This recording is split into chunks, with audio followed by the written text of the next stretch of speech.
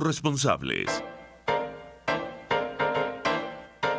A partir de este momento, los invitamos a formar parte de esta mesa donde se componen y descomponen los problemas del país.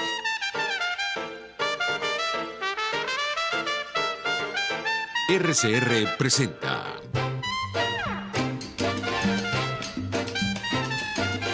Buen Provecho con Thaís Peñalver.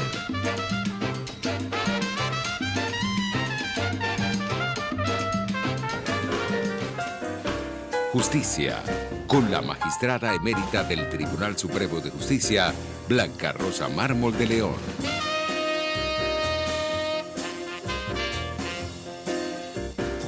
Buenos días, un gusto estar de nuevo con ustedes en este martes de justicia. En la Dirección General de la Estación tenemos Jaime Nestares, en la Gerencia de Producción Bulix Arcaya, en la producción Carlos Lara, en los controles César González.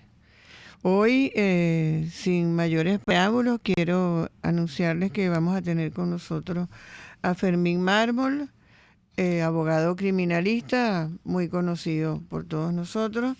Y el problema, o vamos a decir el caso con el que quiero comenzar el día de hoy, es el caso de la muerte del concejal Edmundo Rada, llamado también Pipo, que pertenecía a Voluntad Popular. Es un caso que ha impactado mucho la opinión pública. Quizás, en mi opinión, ha tenido menos trascendencia que debió habérsele dado, pero vamos a recibir a nuestro invitado, el doctor Fermín Mármol. Muchas gracias, doctor Fermín, por aceptar nuestra invitación y, bueno, bienvenido a bordo. Bueno, buen día. Para mí un placer, doctora Blanca Rosa, estar con usted, con los radioescuchas, tratando un tema tan complejo, ¿no? Sí. El crimen violento en Venezuela, que produce tantos homicidios, que enluta tantas familias venezolanas y que, bueno, genera zozobra, desarticula el progreso y el bienestar. No es poca cosa el tratar estos temas, ¿no? Sí, a mí me parece que además de lo que tú acabas de decir, que es sumamente importante, porque allí entramos a un punto que también me gustaría que viéramos en esta conversación, y es si se produce realmente un acostumbramiento, una resignación o una aceptación de parte de la población en el sentido de que, bueno, esto es lo que vivimos y lo que nos queda es cuidarnos de no caer en una situación que pueda propiciar que seamos víctimas de algo tan horrible como lo que estamos hablando, y la trascendencia que tiene que hoy por hoy en Venezuela eso no sea un caso aislado, porque no lo es. Entonces viene la primera pregunta. Las características del homicidio, ¿verdad? Tiene unas características que han sido señaladas públicamente. Fue lo que llaman presuntamente ajusticiado, con un término que no me gusta usar, porque nada más lejos de la justicia que eso, ¿verdad?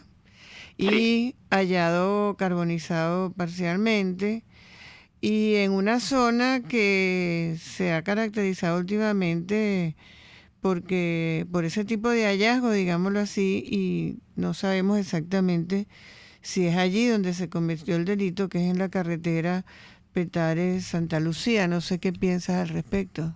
Sí, varios comentarios, ¿no?, sobre el caso de Edmundo Rada, ¿no? Primero, es un típico caso donde se debió haber generado seguridad y confianza en la ciudadanía desde el primer momento. Y bueno, visto que el gobierno de Maduro gana un puesto en la Comisión de Derechos Humanos de la ONU, me hubiese parecido extraordinario que hubiesen ensayado con el protocolo de Minnesota. Es decir, apelar a una normativa emanada de la Organización de Naciones Unidas para casos que realmente pudieran vulnerar derechos humanos y estar inmiscuidos temas políticos, ¿no? Y un país tan fragmentado, tan polarizado en lo político, bueno, el aplicar el protocolo de Minnesota, que es el nombramiento de una comisión ad hoc, una comisión independiente que pudiera darle transparencia al abordaje del sitio de liberación, al abordaje de los elementos materiales que pudieran hallarse, hubiese sido ideal, pero por supuesto que estamos muy lejos de querer aplicar los instrumentos recomendados por la ONU, a pesar de hoy ser miembro de la Comisión de Derechos Humanos de ese órgano multilateral. Sobre el caso específicamente, coincido en varios aspectos, ¿no? Cuando nos conversan a nosotros sobre cuerpos desmembrados o mutilados, cuerpos calcinados, debemos de decir que son conductas atípicas del delincuente. El delincuente venezolano es violento, sí, tal vez inclusive hasta atroz, es verdad, pero el delincuente no pierde mucho tiempo en huir del sitio del suceso, en huir del sitio de liberación. Por lo tanto, el tomarse el tiempo para desmembrar un cuerpo humano ya debe invitarnos a pensar de que hay algo distinto. El perder tiempo en usar un acelerante, un combustible para calcinar el cuerpo sin vida, bueno, nos habla de querer desaparecer evidencias de interés criminalístico. Entonces, eso también debería ayudar a la investigación de perfilar qué organización estuvo detrás de esa muerte. Y lo que usted ha aportado, el hablar de un sitio que recurrentemente se está empleando como sitio de liberación, también debe de orientar las pesquisas de la Policía Judicial. Sí, porque yo recordaba ahí también, no sé si me recuerdo bien, pero no fue con las mismas características o muy similares la muerte de este que fue gobernador, Yanes Rangel. Sí, Johnny Yanes Rangel, correcto, ¿no? Y fue, pero ¿dónde fue que lo encontraron a él? ¿No fue en el mismo sitio? Fue en el municipio Libertador, por los lados del tanque en coche, si mal no recuerdo. Ah, es cierto, es cierto.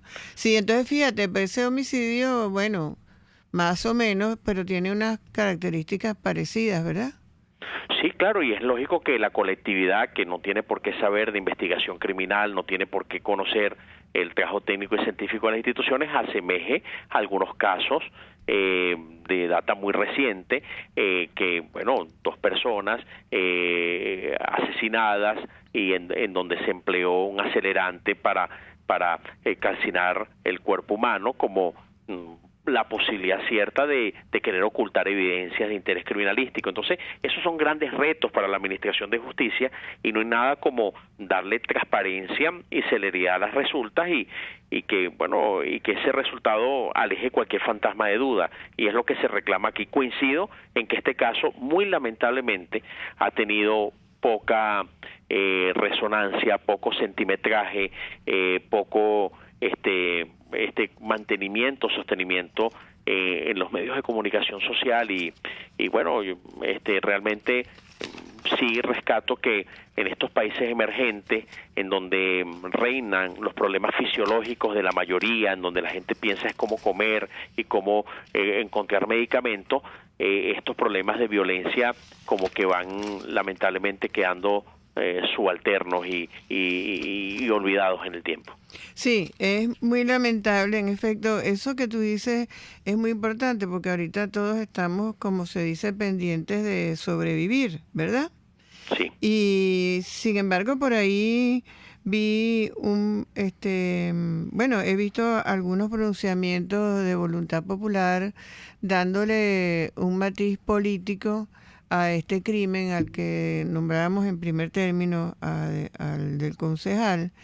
Y tenemos otros precedentes de crímenes que sí quedó comprobado que fueran políticos, como digamos Fernando Albán. Y surge la duda muy fuerte, y también en particular, y he querido traerlo a colación hoy porque nosotros dos, digamos que lo vemos desde la óptica de penal, ¿verdad? Cierto. Y en el caso mío vengo de la carrera judicial, en el caso tuyo la investigación también, además. Y se cayó la llamada, parece. Nos disculpan entonces mientras retomamos la llamada. Sí, y he querido traer el caso hoy porque justamente estamos en una sección del programa de Thais Peñalver quien amablemente me ha cedido este espacio los martes en su programa Buen Provecho para hablar de justicia. Y bueno, este crimen, ya tenemos de nuevo al doctor Fermín. Le decía a Fermín que en este caso tenemos de nuevo esa palabra que te decía al principio, es detestable, de ajusticiamiento. ¿Y qué es lo que pasa en la realidad? Es que en Venezuela se puede confiar en la administración de justicia. ¿Tendremos esperanza realmente de que se aclare qué fue lo que pasó aquí? Tengo entendido que esta investigación está en manos del SICPC.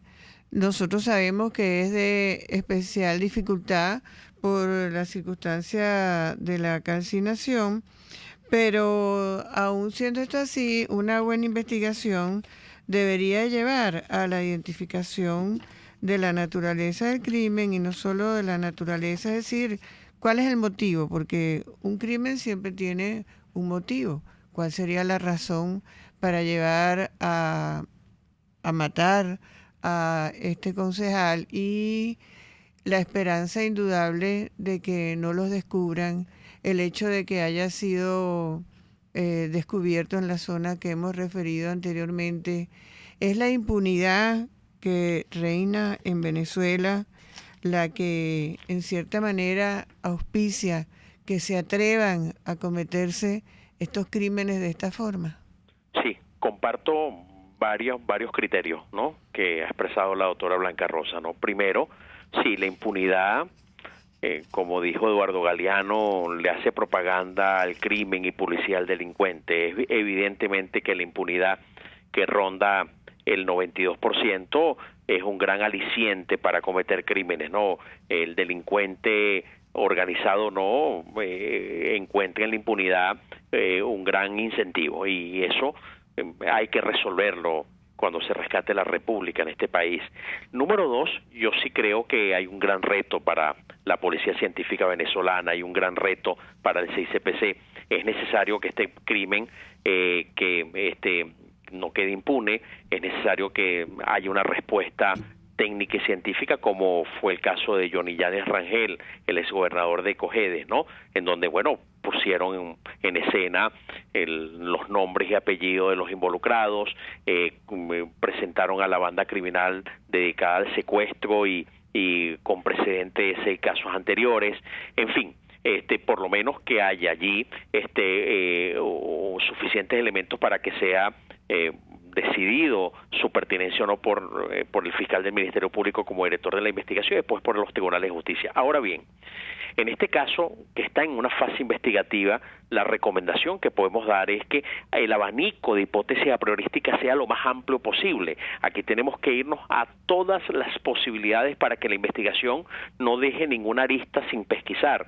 Y es evidente que, habiendo estado el presidente de la Asamblea Nacional, Juan Guaidó, en esa zona días antes, y habiendo sido Pipo uno de los principales acompañantes en el recorrido, y que de esa puesta en escena de Juan Guaidó y de la gente de Voluntad Popular y de la gente de la Asamblea en la zona generó posteriores amenazas. Bueno, eso es una línea de investigación absolutamente válida, absolutamente correcta, de personas locales o no que se sintieron afectadas por la convocatoria que hubo, y que haya aquí un móvil político. Esa hipótesis a priorística tiene que estar allí en una investigación imparcial, y por eso reclamábamos que estos primeros días son piezas fundamentales para el trabajo de pesquisa y no solamente el trabajo de ciencia forense. Sí, tú tienes mucha razón en lo que dice, porque justicia demorada es justicia que desaparece, ¿verdad? Sí. Todos sabemos que mientras más tiempo transcurre, más difícil se hace llegar al establecimiento de las responsabilidades. Y en relación a lo que tú decías, sí, me llamó la atención, ¿verdad?, que tanto Guaidó como Leopoldo López señalaron como un crimen del régimen. Y eso sería un crimen debido a persecución política. Y dices bien cuando dices que no debe descartarse ninguna hipótesis, aunque no podemos hacer afirmaciones con carácter Correcto. definitivo, por supuesto, sin tener las pruebas en la mano. Pero yo creo que esa es una hipótesis que tiene importancia, dado el precedente, que también es otro elemento que indiscutiblemente forma parte de la investigación, porque en la investigación hay que tomar en cuenta, pues, no solamente lo que se encuentra en el lugar del delito, como nosotros sabemos, y esto lo digo más para quienes nos escuchan, por supuesto, sino también los precedentes, lo que puede haber causado o cuál puede haber sido el móvil y también las características de la comisión del delito, porque yo no sé si a ti te parece, pero las características de la comisión del delito son como de AMPA organizada, pero hay algo que llama la atención y es por qué dejar el rostro expuesto para que fuera reconocido. Esa es una pregunta que surge en este caso y que la he visto varias veces por allí. Sí, coincido que hay rasgos totalmente atípicos que es difícil encontrar en una delincuencia común. Realmente no es algo típico, es algo que pareciera estar dejando como la huella única e irrepetible de una organización criminal que necesitó por un lado borrar o tratar de borrar evidencias de interés para la investigación, pero por otro lado sin perder la identidad de quien había sido el objetivo de la misma, ¿no?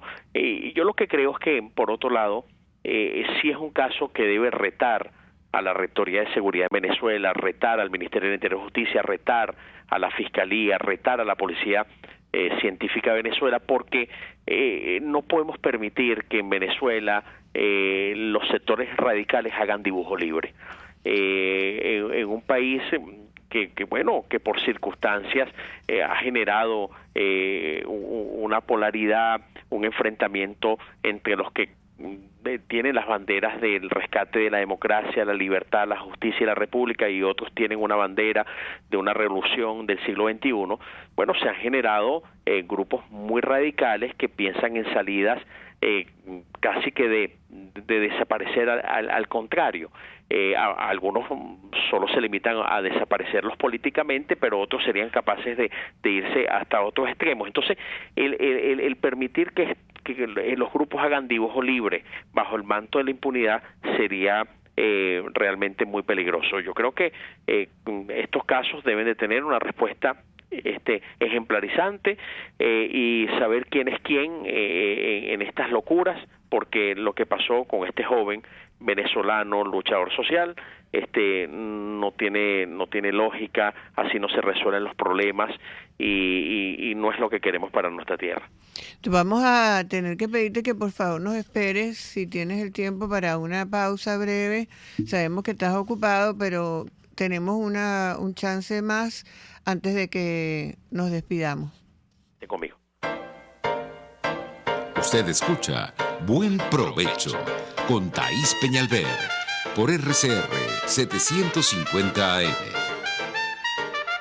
Sintonícenos a través de Periscope, @RCR750, la radio que se ve. Quiero invitarte al restaurante Távola Calda La Lagunita, simplemente porque la vas a pasar muy bien. Los platos de su chef conjugan a la perfección el Mediterráneo con el Caribe, las porciones generosas y el ambiente es cálido y familiar. Comprueba que bien vale la pena en Instagram, @Távola Calda La Lagunita, la experiencia gastronómica que siempre querrás repetir. Las lesiones ocurren todos los días y en GlobalTherap te garantizamos tu pronta recuperación con tratamientos de rehabilitación personalizados de electroterapia, ultrasonido, láser, tracción lumbar y cervical, drenaje linfático y rehabilitación cardíaca. No te confundas, estamos en el Centro Comercial Multiplaza Paraíso, nivel empresarial 2, teléfono 0212-461-9370. GlobalTherap y despídete del dolor. RCR 750 AM, porque lo bueno une.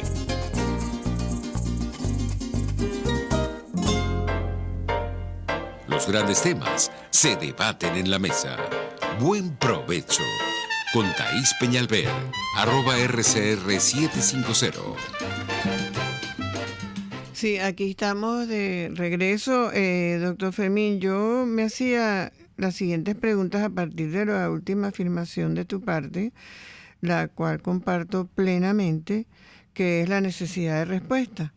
Pero en relación al modus operandi, digámoslo así, uno se puede hacer varias preguntas. Una primera pregunta sería, al matarlo de esta forma y luego calcinarlo parcialmente, dejando el rostro expuesto para que se sepa claramente de quién se trata, sería que nos están amenazando. Y cuando digo nos, quiero decir a los ciudadanos disidentes que no compartimos el accionar del régimen para el caso de que fuera político. O nos estaría amenazando la delincuencia común para demostrarnos que no hay límite. Sería jactancia, sería demostración de que esto es tierra de nadie, que aquí no hay controles, que la prevención no existe ni el castigo tampoco, y realmente es una situación que debemos analizarla con mucho cuidado, porque como te decía al principio, no es solamente la trascendencia por las características horripilantes de este crimen, por la persona de quien se trata, que tiene una figuración en la comunidad muy importante, sino porque sucede y vuelve a suceder, y se suceden casos muy parecidos y nada pasa. Sí, yo quisiera opinar empíricamente sobre el móvil, como bien lo refirió la doctora Blanca Rosa. Creo que es un elemento importante. Sí, correcto.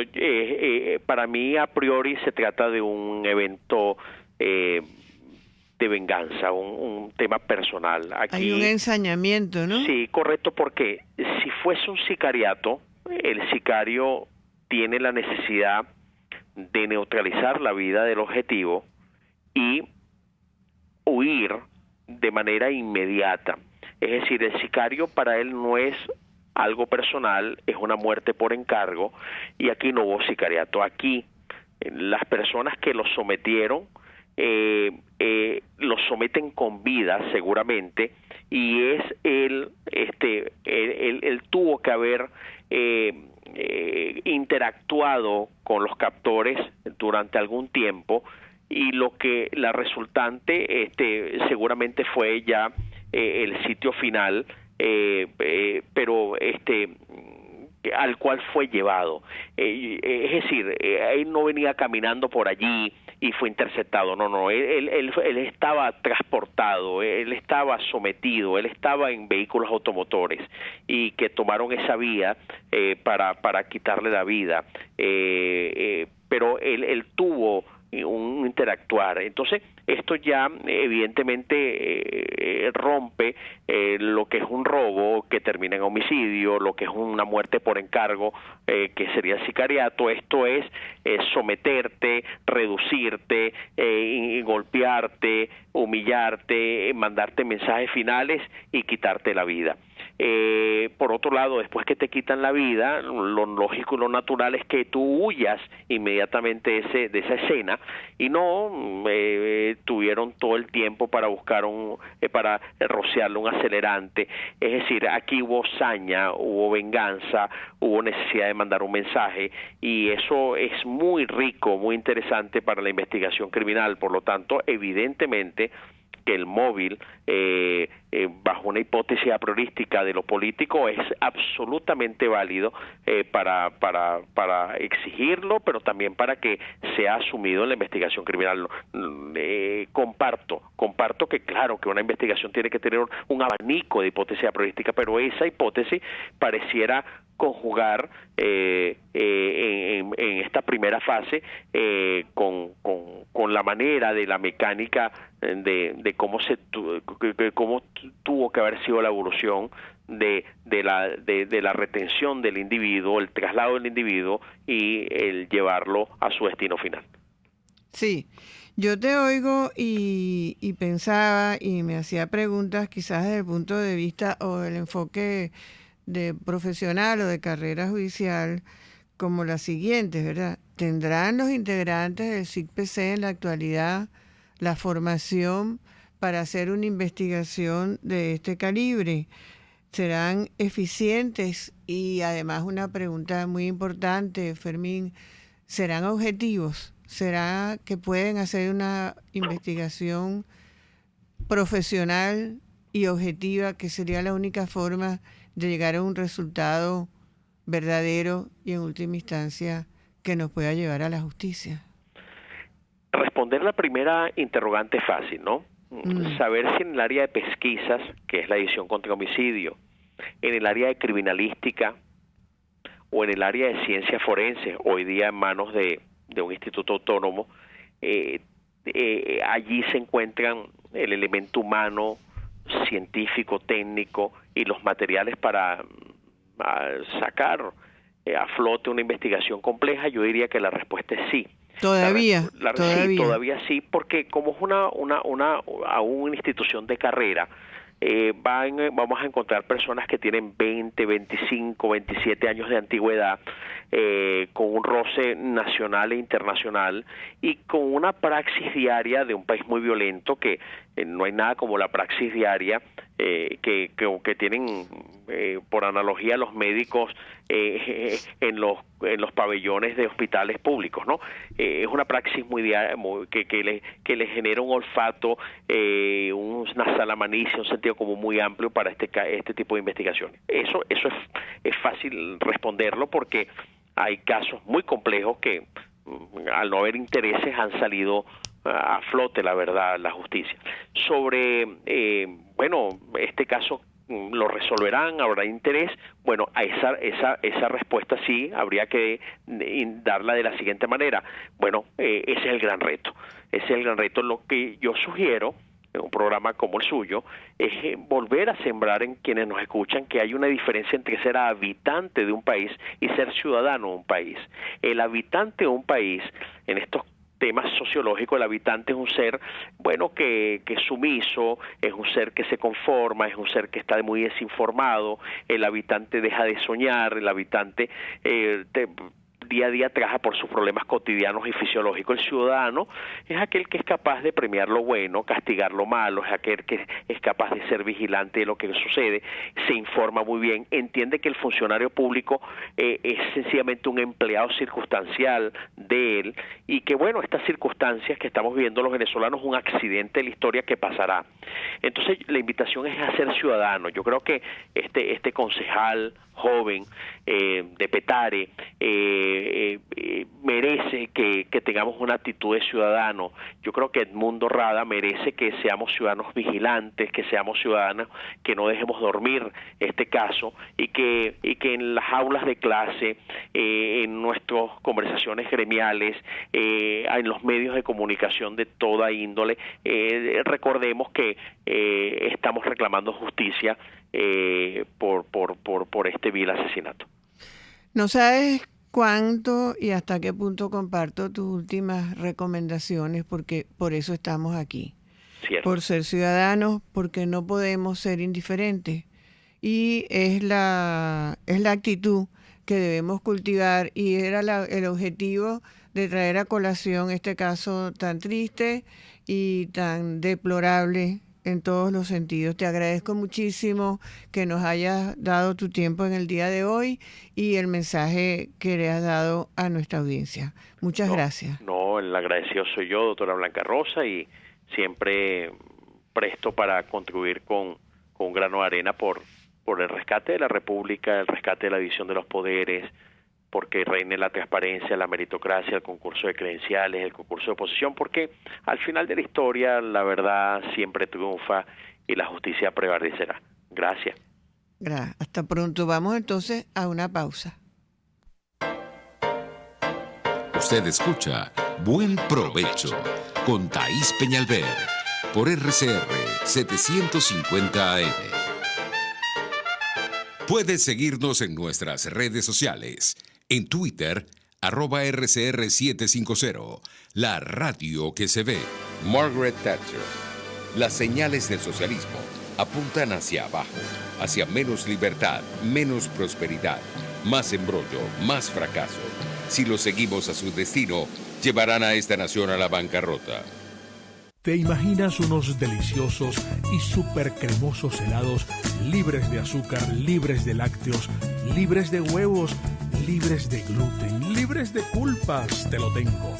Heladería Vegan Fruit lo hizo posible y aptos para todo tipo de personas. Los heladitos Vegan Fruit los encuentras en los mejores supermercados y tiendas de delicateces. Síguelos en las redes.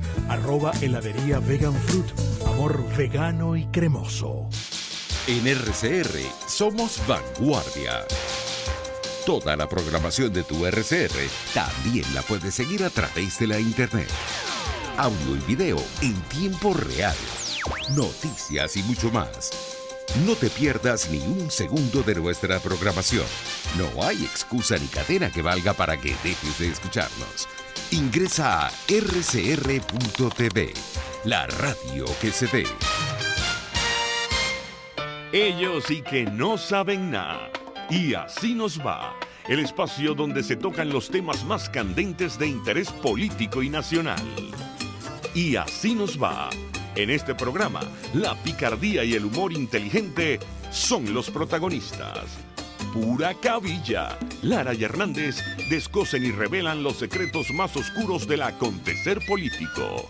Y así nos va. De lunes a viernes a las 4 de la tarde. Por RCR 750 AM. A mitad de tarde, disfrute de una amena tertulia, acompañada del análisis preciso del acontecer nacional e internacional. La Linterna, con Diego Bautista Urbaneja. Relájese al son de buena música, participe y forme parte de este espacio. La Linterna, de lunes a viernes, a partir de las 2 de la tarde, por RCR 750 AM. Moisés Naim en Efecto Naim. Hola, soy Moisés Naim desde Washington. Conéctese a rcr.tv. También nos puede seguir por @Efecto Naim en Twitter. Y estamos en Facebook y en Instagram. Y no olvide que puede disfrutar todos los contenidos del programa cuando usted quiera, suscribiéndose a nuestro canal de YouTube. Nos vemos en la radio. Los miércoles y viernes a las 7 de la noche. Solo por RCR 750 AM. RCR 750 AM. Porque lo bueno une.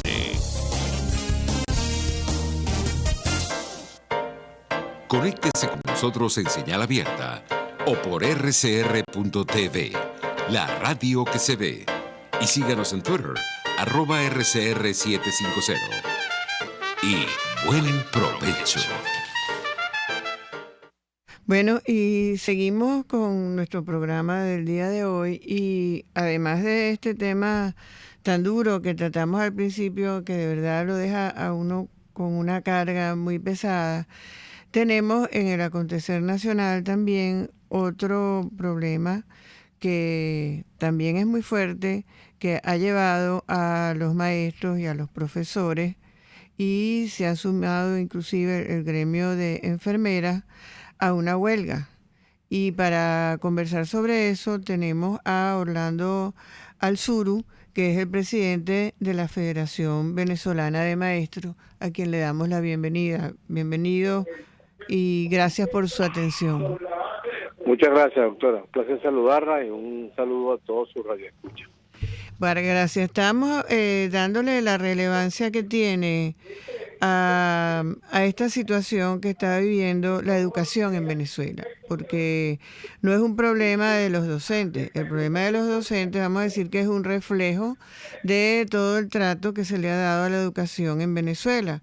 Hemos visto cómo ha decaído notablemente, cómo no solamente el trato desde el punto de vista profesional a los maestros, a los profesores, sino también las instalaciones para recibir las clases los alumnos, cómo se han tenido que reducir los horarios, la emigración de profesores que se ha producido y de maestros, porque aquí no se puede vivir con el sueldo que reciben. Entonces queríamos realmente que nos destacara, si es posible, los elementos más importantes que les llevan a este paro que se está realizando hoy en día y cómo ha ido la ejecución del mismo. Sí, bueno, realmente nosotros desde hace más de un año venimos denunciando ante el Ministerio de Educación todo el problema, los problemas que tienen a nuestra educación estancada, que tiene a la educación venezolana en condiciones paupérrimas y, por supuesto, a las violaciones que ha habido a nuestra convención colectiva. Por supuesto, estas denuncias no han tenido la respuesta adecuada, pues, porque realmente hay promesas, pañitos de agua caliente, y realmente no han ido al meollo del problema, que es la propia educación. Nosotros, estos paros a los que estamos llegando en este día y el de mañana, en la semana pasada, son productos precisamente de que ya nos cansamos de oír promesas, de realmente de hacer propuestas que no sean tomadas en cuenta. Entonces, bueno, esta es una acción sindical que está en la ley y nosotros la estamos usando. Ahora bien, el paro no es por los salarios, porque sabemos que cualquier salario que aumente el gobierno nacional a cualquier trabajador, incluyéndonos a nosotros, no nos resuelve el problema del acceso a la canasta alimentaria, que ya está por encima de los 6 millones de bolívares. No nos soluciona el problema de la canasta básica familiar, que está en 12 millones de bolívares. No, nuestro reclamo fundamental es por la calidad de la educación. Nosotros no podemos aceptar que la educación venezolana venga en caída libre, como está en este momento. Los centros educativos están en las condiciones más deplorables de su historia. La insalubridad es tremenda en los centros educativos. Hay baños, hay por ejemplo escuelas aquí en Caracas y en el interior del país que tienen un baño para 800 niños y niñas e inclusive para el docente, pues un solo baño donde corre el riesgo de infecciones y cosas. El programa de alimentación escolar no llega con regularidad y cuando llega con muchas deficiencias. Entonces, además de eso, bueno, la calidad de los docentes. En este momento, más de 120,000 docentes han emigrado de las aulas de clase. Muchos se han ido del país, otros se han quedado trabajando en diferentes sectores que producen mucho más de lo que gana en educación. Indudablemente que nosotros y estamos haciendo un seguimiento a lo que el gobierno ha llamado educadores express. Nosotros creemos y vamos a defender nuestra carrera docente. Creo que perdimos la llamada, vamos a recuperarla. Sí, es muy importante lo que estaba señalando el amigo Orlando Alzuru, que al final la lucha es por la calidad de la educación, porque cuando los maestros y los profesores reclaman, en realidad quienes son víctimas de una educación que no llena los requisitos son los alumnos. Y ese es un punto fundamental en la Venezuela de hoy en día. Así como antes hablábamos del problema que tenemos, no solo con la seguridad personal y la delincuencia, sino también con la justicia, pues también tenemos el problema gravísimo de la educación. Y es un problema que hay que atenderlo y quise traerlo hoy aquí para comentarlo con ustedes porque la solidaridad es la clave para que nosotros podamos salir adelante en esta Venezuela que tenemos tan disminuida. Hemos recuperado la llamada y tenemos de nuevo al Zuru con nosotros. Disculpe la interrupción, usted sabe cómo son las comunicaciones. Está terrible. Doctora. Sí, es muy difícil, por eso le agradecemos doblemente porque además es la paciencia. No se preocupe. Sí, Lo que me entonces, tiene que decir dónde me quedé, porque me quedé hablando sí, solo. porque en realidad estábamos hablando de que la lucha, y coincido plenamente con usted, es por la calidad de la educación. Así Estamos es. hablando de la cantidad de Ujú. maestros y profesores que han migrado no solamente del país, sino a otras áreas en Sí, busca de una subsistencia. Y bueno, eso es sí, el bueno, retrato de una situación insostenible, en claro. opinión mía y de los que nos escuchan, por Sí, supuesto. así es. Bueno, fíjese, más de 120.000 educadores se han ido. O sea, eso es imposible recuperarlo o que recuperarlo en tan corto tiempo. Nosotros necesitaría años nosotros para recuperar a esos educadores bien formados y bien calificados. Usted Entonces, eso hablaba es de que hay unos educadores express, por así bueno, decirlo. eso es lo que a mí no me consta que hayan educadores express. Es un problema que venimos arrastrando desde hace algunos años, ¿verdad? Aquí hubo en el 2004, creo que fue en el primer gobierno, en la primera gestión del ministro actual, que se jubilaron, empezaron a jubilar sin ningún tipo de planificación. Allí jubilaron a los docentes especialistas en matemática, en física, en química, en inglés, en castellano, o sea, las materias críticas que nosotros llamamos. Jubilaron a casi todas esas personas sin darse cuenta que los centros de formación docente, como son las universidades, no estaban preparando a esos docentes en esas áreas, pues.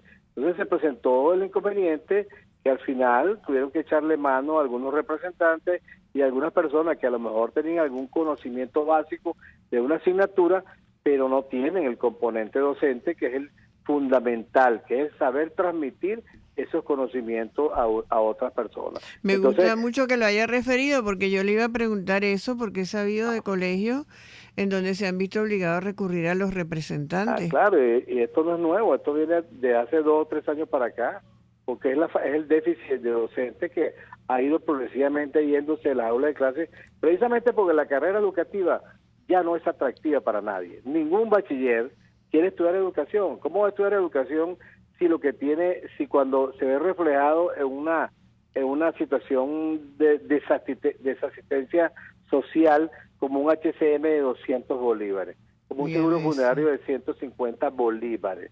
No, eso 200 es bolívares, o sea, 2 billetes ridículo. de 100. Y entonces realmente no tiene la protección social que teníamos anteriormente, hace unos más de 20, 30 años, pues. Realmente no hay recursos didácticos para trabajar en el aula de clase porque no lo proporciona. Ya el docente no puede hacer lo que hacía en años anteriores. Él con su salario o de su salario, él podía comprar una tiza, un borrador o cualquier recurso didáctico que le hiciera falta para asumir su responsabilidad para una educación de calidad en el aula de clase. Eso no lo puede hacer en primer lugar porque el salario que tiene es un salario realmente de hambre, un salario que realmente, tiene como 6 millones y pico de déficit salarial. Y por supuesto que nosotros ya él no puede hacer eso, pues. Entonces, cuando un bachiller se ve reflejado en esas cosas, dice, no, yo no estudio eso, pues. Además, no hay ese incentivo, que es lo que nosotros estamos buscando y estamos exigiendo a través de nuestras convenciones colectivas, que realmente la carrera vuelva a ser atractiva, no solamente desde el punto de vista salarial, sino desde el punto de vista académico. O sea, que realmente la vocación de servicio podamos nosotros nuevamente recuperarla, pues. Eso se ha perdido, entonces, bueno, hay cosas que nos va a costar bastante recuperarla, pero que estamos dispuestos a hacerlo. Yo creo que un país sin educación no puede, mira, vamos al fondo del barranco, pues. Si nosotros hoy no nos ocupamos de la educación, de preparar bien a nuestros docentes y preparar bien a nuestros muchachos para que sean buenos ciudadanos, bueno, mira, estamos terriblemente atrapados en este callejón sin salida. Sí, Y por eso estamos en nuestra el lucha, abismo. por eso es nuestra lucha. Y hoy nosotros, pues yo particularmente quiero reconocer la colaboración que los padres y representantes nos han prestado a nuestra lucha. Muy Porque importante. han entendido al fin que esta no es una lucha de los maestros y los gremios solamente. es una lucha también por la educación por sus hijos, por ellos, por la calidad de la educación de sus hijos. La calidad de la educación en estos momentos está en veremos, pues, porque realmente la calidad no es de las mejores, ni es buena por lo que le he dicho anteriormente. Entonces, el representante ha entendido esto y nos está acompañando en su lucha, hasta el punto de que en este momento la cifra que tenemos nosotros más o menos el acatamiento del paro es de un 85% a nivel nacional. Entonces eso quiere decir que tanto los representantes como los maestros han entendido que bueno, que hay que luchar unidos para poder lograr las cosas, y que el gobierno debe entender que el educador, sin menospreciar, sin desmeritar el trabajo de los demás, porque todos los trabajos son importantes, pero si no hay educadores, no va a haber ni ingeniero, ni médico, ni de otras profesiones. Entonces, bueno, creo que la educación merece mayor atención y que se resuelvan los problemas álgidos por los cuales estamos atravesando. Pues sí, usted tiene toda la razón y me complace especialmente saber la solidaridad de los padres y representantes, porque justamente estos son momentos en Venezuela de solidaridad en las que todos tenemos que ayudar para que salgamos adelante en esta disminución salvaje que tenemos realmente en todos nuestros derechos y en el ejercicio de los mismos. Tengo entendido que también se le sumó el gremio de las enfermeras y también los profesores de las universidades, ¿es así? Sí, es correcto. Ellos se sumaron también al paro en apoyo, pues, porque ellos también están atravesando quizás por peores situación que nosotros. Y es que aquí todos los trabajadores están en las mismas condiciones. El trabajador venezolano está en 95, por decir una cifra que yo sé que es más, pero más del 95% de los trabajadores estamos empobrecidos, estamos en pobreza extrema. ¿Cuánto podemos nosotros, si solamente tenemos acceso 0.6% de los trabajadores tienen acceso a los productos de la canasta alimentaria? O sea, ¿qué les puedo decir? Estamos pasando hambre, sí, estamos pasando trabajo, y bueno, y eso realmente hay que hambre en Venezuela. Sí, hay hambre entre los profesores, los educadores, los alumnos, todos estamos empobrecidos, porque eso es lo que se ha logrado. Nosotros, doctora, la Federación de Maestros, hemos dicho y lo seguimos repitiendo, que el programa de alimentación escolar es un programa básico para nuestros alumnos. Cuando nosotros estudiábamos, yo tenía mi comedor escolar en mi liceo, y yo iba a mi comedor escolar, que el Ministerio de Educación no puede seguir administrando el programa de alimentación escolar. Ya demostró que no tiene ni la capacidad ni la infraestructura para hacerlo, porque no tiene la estructura para movilizar la comida a 25.600 y pico de planteles que tiene en todo el país. Entonces, con el empeño de centralizar todo, ¿verdad? Entonces lo que han puesto es la torta. Entonces, es la centralización de la miseria. Así es. ¿Qué es lo que nosotros decimos? Mira, y nosotros planteamos es que esos recursos económicos tienen que ir directamente a la escuela. Correcto. En la escuela tiene que haber una comisión de contraloría que vigile los recursos que se envían a esa escuela para el programa de alimentación escolar. Eso es correcto. Y no dejarlo en manos de quienes muchas veces se los cogen, pues. Claro. Se los cogen por otras cosas. Entonces nosotros tenemos que asegurarle a nuestros niños y niñas una buena alimentación para que sean excelentes profesionales, pues, y sean buenos estudiantes. Eso con hambre ni se aprende ni se enseña. No, y curiosamente, o mejor dicho, vale la pena destacar que todos estos que tan mal han tratado la educación en Venezuela, y parece que han olvidado que ellos se beneficiaron todos de ese, entre otras cosas, de ese programa de alimentación al cual usted ha hecho referencia. Claro. Y de un sistema que funcionaba porque todos se graduaron en ese sistema educativo. Correcto. Y sin embargo, ahora ellos resuelven el problema, por decirlo de alguna manera, enviando a sus hijos a estudiar al exterior, porque también de eso tenemos conocimiento. Entonces, claro, es una situación intolerable, y yo de verdad les felicito por ejercer sus derechos y hacerlos valer. Tengo entendido que este paro es hoy y mañana. Sí, son 48 horas. Nosotros hicimos un paro de 24 horas la semana pasada, hoy de 40. No recibimos respuesta del Ministerio de Educación, introdujimos un documento al registro nacional, a lo que es la Inspectoría Nacional del Trabajo, lo que era antes la Inspectoría Nacional del Trabajo, ahora se llama registro del RENO. Ajá. Bueno, entonces, un poco porque nosotros estamos obligados a defender lo que firmamos en nuestra convención colectiva hace 2 años. Pero el año pasado, en el 2018, nosotros firmamos un buen contrato colectivo con el ministro anterior, Elías Agua, que realmente nosotros consideramos que habíamos dado un gran paso hacia la dignificación de la carrera docente. Sin embargo, con la llamada reconversión económica y con un factor que se le aplicó al salario de los trabajadores, hay un factor matemático inventado por una mente diabólica que le quita el 95% del valor a las primas y a los bonos que ganamos los trabajadores, que por supuesto eso es lo que contribuye a tener un salario integral más o menos decente. Pues. Entonces, ¿cómo es eso que después, además de quitarle 5 ceros a tu moneda, a tu moneda, a tu salario que te lo pulverizó, te pulverizó tus ahorros, te pulverizó la plusvalía que tenían lo que tú habías adquirido para prepararte para un futuro cuando te jubilara? O sea, todo eso lo pulverizó.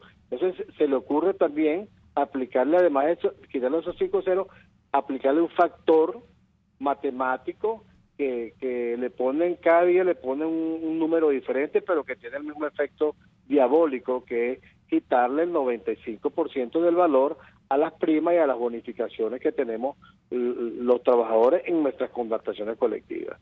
Entonces, bueno, eso es alguien que realmente es no pensar en que los sueldos de los trabajadores, además de la hiperinflación, necesitan protegerse porque su poder adquisitivo cada día va hacia abajo. Tiene toda la razón y en efecto el término creo que es muy adecuado cuando dice que hay un elemento diabólico allí. Y creo que es así porque no de otra manera se explica ese desprecio y casi ensañamiento con la educación en Venezuela. De verdad le damos las gracias por su participación.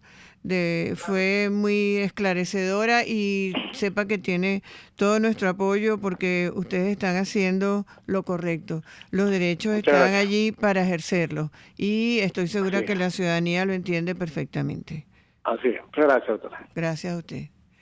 Bueno, tuvimos esa intervención para no dejar pasar, como les dije al principio, esta situación que tenemos con los docentes en Venezuela, que reviste la mayor gravedad y tenemos que estar pendientes y ser solidarios porque esa es la base de la ciudadanía.